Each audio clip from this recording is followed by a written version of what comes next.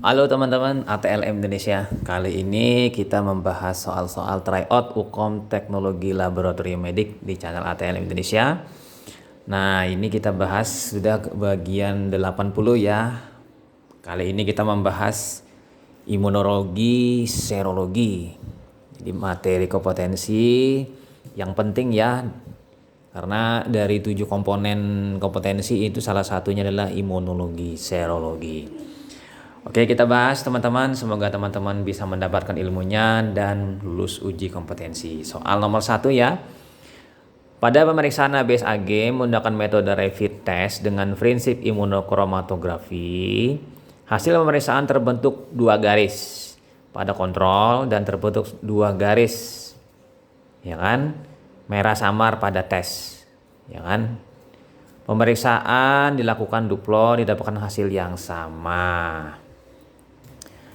Pertanyaannya, tes konfirmasi yang tepat untuk memastikan hasil pemeriksaan tersebut positif atau negatif adalah titik-titik. Tes apa? Yang A, dilakukan pemeriksaan menggunakan metode ELISA. Ya kan, ELISA ini. Kemudian yang B, dilakukan pemeriksaan ulang memakai reagen strip dengan merek yang berbeda. Kemudian yang C, dilakukan pemeriksaan ulang memakai reagen strip dengan nomor lot yang berbeda. Atau yang D, dilakukan pemeriksaan menggunakan metode rapid, reagen rapid lain dengan spesifisitas yang lebih tinggi. Ya kan, lebih tinggi spesifisitasnya. Nah, kemudian atau yang E, dilakukan pemeriksaan menggunakan reagen metode rapid lain dengan sensitivitas yang lebih tinggi. Jadi ada 5 opsi ya. Jawabannya di sini yang tepat adalah menurut soal yang dibuat oleh pembuatnya, yaitu dilakukan pemeriksaan menggunakan metode ELISA. Nah, mengapa harus menggunakan metode ELISA? Karena di sini ELISA lebih spesifik dan lebih sensitif ketimbang metode imunokromatografi ya. Dan ELISA ini sebagai salah satu metode konfirmasi dibandingkan metode-metode lain dalam pemeriksaan imunologi, serologi, ya kan? Cuma di sini saya memang perlu menggarisbawahi naskah soalnya ini kurang tepat. Hasil pemeriksaan terbentuk 2 garis merah pada kontrol dan terbentuk 2 garis merah pada samar pada tes. Ya kan? Nah, jadi harusnya di sini terbentuk garis merah pada kontrol dan garis merah samar pada tes. Cukup itu, jadi tidak usah ditambahin 2-2. Karena seolah-olah nanti zona garisnya ada 4. Ya kan? Nah, kira-kira seperti itu ya yang rancunya membuat soal. Kita pindah lanjut ke soal nomor 2 ya. Seorang laki-laki berusia 30 tahun adalah calon donor. Membawa surat pengantar pemeriksaan hepatitis B ke laboratorium. Pengambilan darah donor diminta segera setelah diperoleh hasil pemeriksaan. Nah, metode pemeriksaan apa yang tepat untuk uji saring tersebut? Nah, yang A metode ELISA, yang B metode RIA, yang C metode semi kuantitatif, kemudian yang D metode rapid test dengan spesifisitas yang tinggi, atau yang E metode rapid test dengan sensitivitas yang tinggi.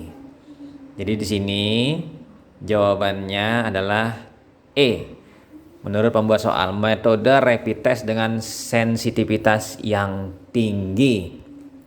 Artinya sensitivitas tinggi ini adalah memberi hasil positif pada orang sehat, atau secara analitik. Tadi kan secara epidemiologi nih, secara analitiknya itu memberikan hasil positif dengan kadar yang masih bisa dideteksi walaupun kadarnya sangat rendah. Ini sensitivitas ya.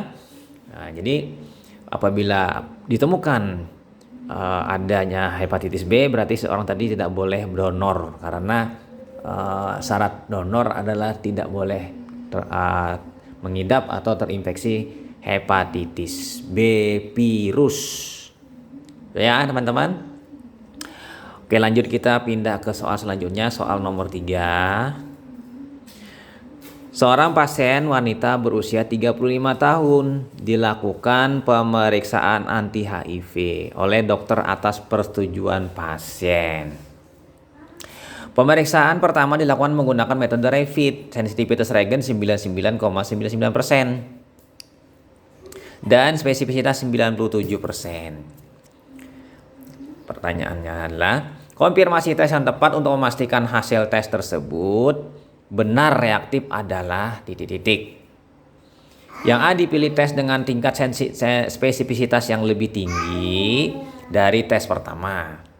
Kemudian yang B, dipilih tes dengan tingkat spesifisitas yang lebih rendah dari tes pertama. Kemudian yang C, dipilih tes dengan tingkat sensitivitas yang lebih tinggi dari tes yang pertama. Kemudian yang D, dipilih tes dengan tingkat sensitivitas yang lebih rendah dari tes pertama. Atau yang E, dipilih tes metode ELISA dengan tingkat sensitivitas lebih tinggi dari tes pertama. Ini kalau uji Rapid dalam program HIV di Indonesia adalah yang pilihannya adalah yang A. Dipilih tes dengan spesifisitas yang lebih tinggi dari tes pertama. Nah, ini seperti ini ya. Tapi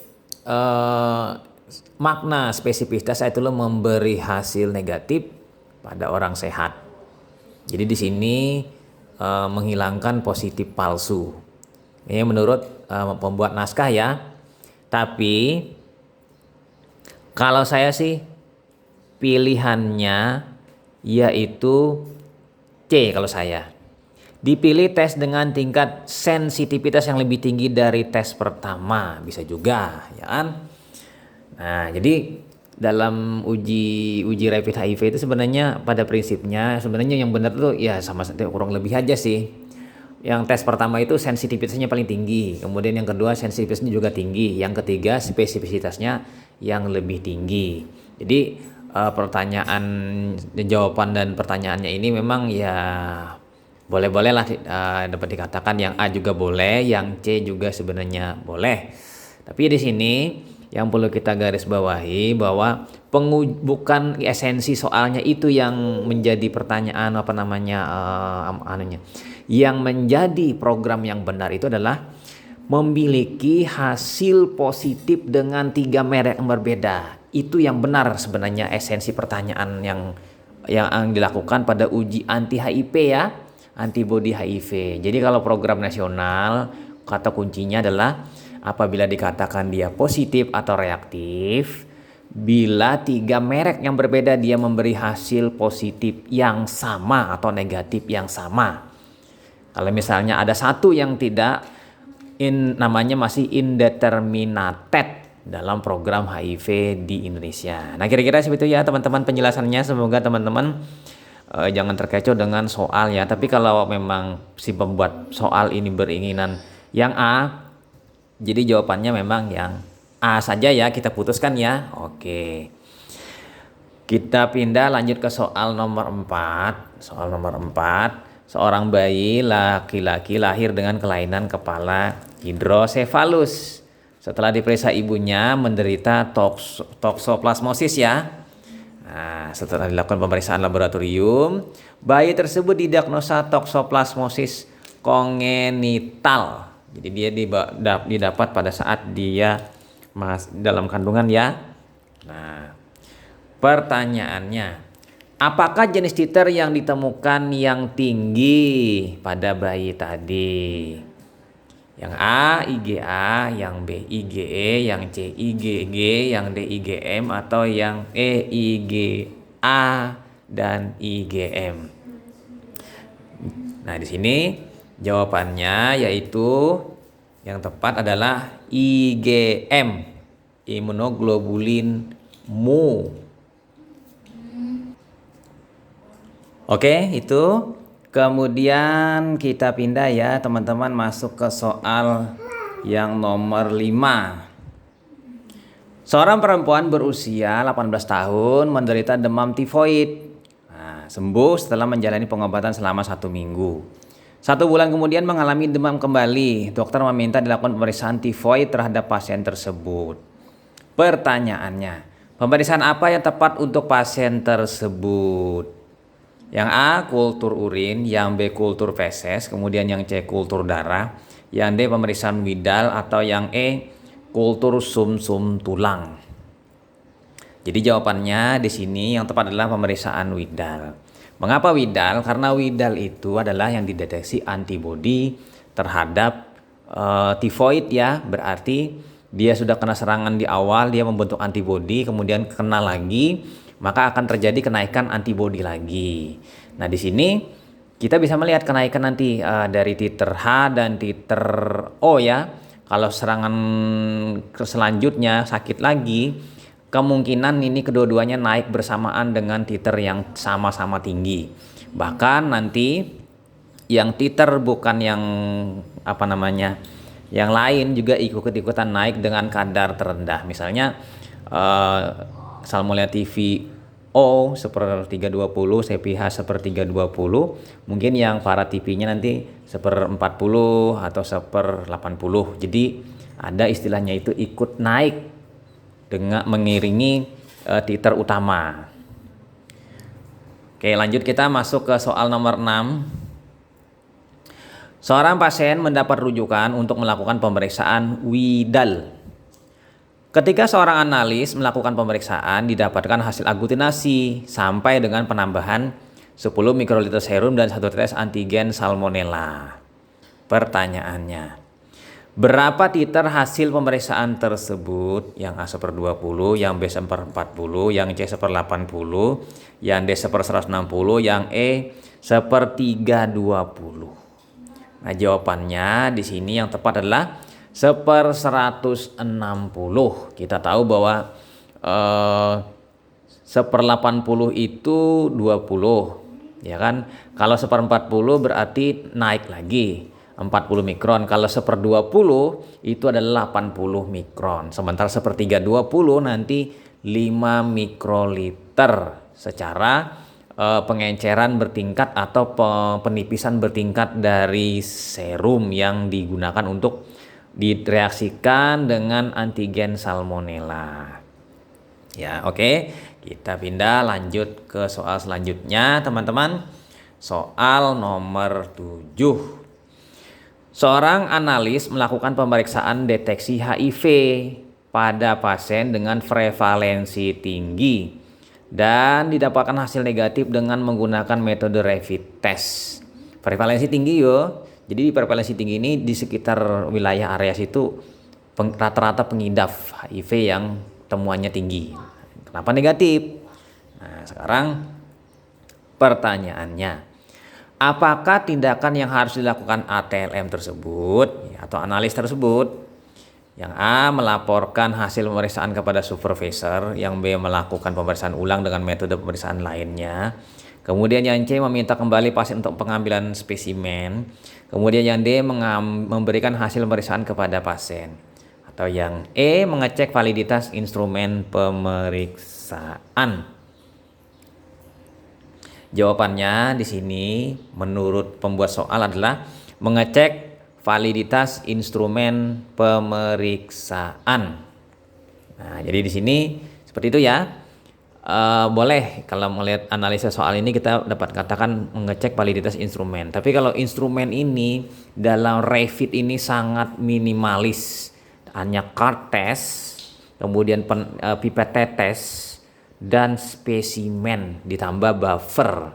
Jadi menurut saya sih tidak begitu banyak pengaruh dalam hal instrumen karena instrumennya sangat minimalis. Nah, berbeda kalau metode ELISA atau metode RIA, ini instrumennya yang bermasalah. Misalnya kalau ada hal-hal yang terkait kasus seperti ini. Jadi menurut saya sih boleh-boleh saja menjawab yang E, tapi kurang logis terhadap pertanyaannya. Seandainya pertanyaannya itu metodenya bukan Revit tapi ELISA. Nah, ini harus mencek validitas instrumen. Instrumennya apakah memang bekerja secara benar atau valid sesuai dengan hasil yang sebenarnya. Oke ya, itu ya teman-teman. Kita pindah lanjut ke soal selanjutnya nomor 8 ya. Ini soal nomor 8. Seorang ATLM melakukan pemeriksaan pada sampel sesuai dengan permintaan dokter. Pada pemeriksaan VDRL memberikan hasil positif. Nah, VDRL positif ya. Nah, pada sampel yang sama didapatkan hasil TPHA negatif. VDRL negatif, TPHA positif, TPHA negatif. Jadi uji saring positif, uji konfirmasi negatif. Nah, pertanyaannya, apakah penyebab terjadinya perbedaan hasil pemeriksaan kedua tes tersebut? Yang A akurasi, yang B kompleksitas, yang C sensitivitas, yang D spesifisitas, yang D reliabilitas. Jadi di sini menurut pembuat soal adalah spesifisitas. Nah, jadi kita tahu memang reaksi TPHA ini spesifik terhadap bakteri Treponema pallidum, sementara VDRL itu tidak spesifik karena menggunakan antigen yang mirip dengan bakteri Treponema pallidum. Mirip artinya ekstrak dari jantung sapi kan, kardiolipin itu, tambah kolesterol, tambah lecitin, lalu ditambah dengan antigen karbon, tambah karbon kan, terbentuk flokulasi. Nanti mungkin bisa teman-teman mencari atau membaca literaturnya mengapa bisa terjadi flokulasi dengan kardiolipin. Itu karena terkait dengan struktur yang mirip ya terhadap rangsangan antibodi yang dibentuk oleh tubuh. Nah, kira-kira memang jawabannya di sini adalah memang spesifisitas. Spesifisitas ini adalah kalau secara analitik itu memberi hasil reaksi tes yang khas sesuai dengan yang dirangsang oleh antigen antibodinya tadi, dan bereaksi dengan khas walaupun banyak pengganggu. Misalnya seperti itu ya kalau di analitik. Tapi kalau di epidemiologi, spesifisitas itu memberi hasil negatif pada orang sehat. Lanjut, kita masuk ke soal selanjutnya, soal nomor 9. Seorang ATLM dengan rujukan dari dokter melakukan pemeriksaan VDRL pada pasien yang diduga menderita sifilis. Spesimen serum diambil langsung dari lemari es, kemudian diteteskan sebanyak 40 mikroliter pada strip. Setelah 15 menit tidak muncul garis pada strip. Nah, pertanyaannya, apakah kesalahan yang mungkin dilakukan dalam pemeriksaan tersebut? Nah, yang A, volume spesimen yang digunakan tidak mencukupi. Kemudian yang B, metode yang digunakan tidak sesuai. Kemudian yang C, penanganan spesimen tidak benar. Kemudian yang D, waktu untuk pembacaan hasil kurang lama. Atau yang E, strip pemeriksaannya digunakan sudah kadaluarsa. Oke, kita analisa kembali soalnya, ya kan? PDRL, kemudian spesimen diambil, ya kan? Serum langsung dari kulkas, kemudian diteskan 40 mikroliter pada strip. 15 menit ditunggu, tidak ada garis. Nah, menurut jawaban yang dibuat soal adalah penanganan spesimen yang tidak benar, ya kan? Volume spesimen yang digunakan tidak mencukupi, cukup. Metode yang digunakan tidak sesuai. Waktu yang untuk pembacaan hasil kurang lama, cukup 15 menit. Yang E, strip pemeriksaan yang digunakan sudah kadaluarsa. Jadi di sini jawabannya sebenarnya E juga boleh, kadaluarsa. Karena kalau kadaluarsa berarti bisa menyebabkan tes itu adalah invalid ya, kemungkinan invalid. Nah, ini tidak muncul garis pada strip. Atau di sini ini kan di lemari es bukan freezer. Jadi kalau di lemari es ini spesimennya masih dalam bentuk cair ya, cair. Jadi kalau kita teteskan dia tetap berjalan di zona kromatografi. Jadi saya kurang setuju sebenarnya sih dengan jawaban yang C. Yang benar itu adalah yang E ya, kalau menurut saya sih. Tapi kalau teman-teman yang berpendapat lain silakan berikan jawabannya atau komentarnya di kolom komentar, ya kan? Ini logikanya seperti ini. Spesimennya dalam lemari es, tidak beku kan? Kecuali dikatakan di sini dalam freezer. Lalu kita ambil, kita teteskan langsung tanpa menunggu dia suhu ruang. Dia tetap dalam kondisi cair. Artinya reaksi tetap terjadi, tapi tidak muncul garis pada strip. Nah, ini kan gini, seperti ini analisanya. Jadi seperti itu ya teman-teman. Kalau saya analisanya karena di strip imunokromatografi itu ada interpretasi bahwa positif 2 garis, negatif hanya garis C terbentuk garis, invalid tidak ada terbentuk garis sama sekali, atau invalid hanya terbentuk garis di area T tapi di C tidak ada. Berarti kan seperti itu ya. Kalau saya sih berpikir itu. Jadi invalid ini kasusnya mungkin karena gagal produksi atau juga strip yang digunakan sudah tidak dipercaya lagi, dalam artian kadaluarsa, lewat sudah masa efektif pemakaiannya yang disarankan oleh perusahaan pembuatnya. Jadi ya ini ada jawabannya, ada 2 ya, yang C penanganan spesimen yang tidak benar, atau yang E strip pemeriksaan yang digunakan sudah kadaluarsa. Kita pindah teman-teman, lanjut ke soal nomor selanjutnya, nomor 10. Seorang wanita usia 27 tahun terlambat datang bulan. Telah melakukan tes kehamilan secara mandiri dengan metode stick. Hasilnya adalah negatif. Ia datang ke laboratorium untuk periksa urinnya. Laboratorium ini menggunakan metode aglutinasi. Hasilnya dinyatakan positif. Nah, pertanyaannya, apa yang menyebabkan perbedaan hasil dari kedua metode itu? Yang A sensitivitas, yang B spesifisitas, yang C kompleksitas, yang D homogenitas, atau yang E validitas. Jadi jawabannya di sini adalah sensitivitas, kemampuan deteksi kadar terendah yang bisa diukur. Nah, keinginan pembuat soal seperti ini ya teman-teman. Tapi berdasarkan kenyataan di lapangan yang saya dapat selama ini, mungkin bisa dikoreksi ya teman-teman yang sudah profesional.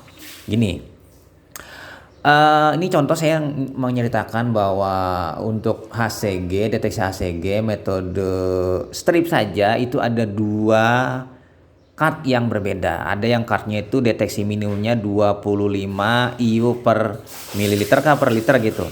HCG 25 lah.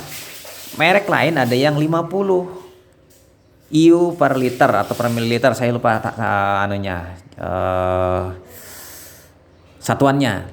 Ini, kan 2 yang ini saja sudah berbeda. Oke, dia metodenya metode stick. Anggap dia mengambil yang 50. Mungkin dia yang membeli yang tidak sensitivitas tinggi. Oke. Sementara yang menggunakan aglutinasi latex itu misalnya Vertitec Duo, Vertitec Mono, merek saya sebut saja ya merek Human, itu deteksinya malah 100 miliu per liter deteksi sensitivitasnya. Jadi menurut saya sih sensitivitasnya malah lebih rendah. Jadi kalau misalnya kita ada pasien dengan HCG-nya cuma 50 atau 75 saja kita ambil. Vertitec Mono atau Vertitec Duo itu negatif. Malah yang strip yang 50 positif, strip 25 positif.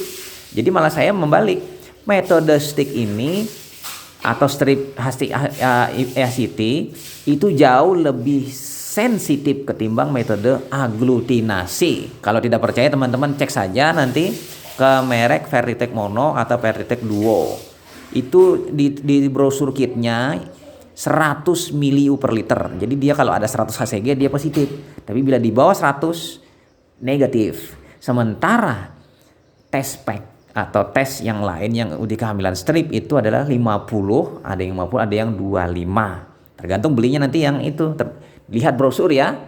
Jadi di sini konsep soalnya yang dibuat adalah kurang tepat ya teman-teman. Jadi tapi keinginan jawabannya sudah benar. Spesifisitas, sensitivitas, 2 inilah yang menjadi highlight. Yang mana yang benar? Dan di sini memang jawabannya adalah sensitivitas. Sensitivitas kita tahu bahwa kadar terendah yang dideteksi dalam hal metode yang kita gunakan ini, ya kan, atau memberi hasil positif pada orang sakit atau memberi hasil positif pada orang yang hamil atau menghasilkan HCG. Ya, itu saja teman-teman. Sebanyak 10 soal yang kita bahas hari ini. Semoga memberikan manfaat latihan-latihan ujian bidang imunologi, serologi. Sampai jumpa ya teman-teman di video-video selanjutnya. Salam kompetensi, nantikan soal lainnya dan semoga memberikan manfaat bagi teman-teman. Dan teman-teman tetap sehat selalu. Semoga berlimpah rezekinya dan juga lulus nanti pada saat uji kompetensi dengan nilai yang tinggi. Oke, saya Ahmad Le pamit, sampai jumpa. Bye.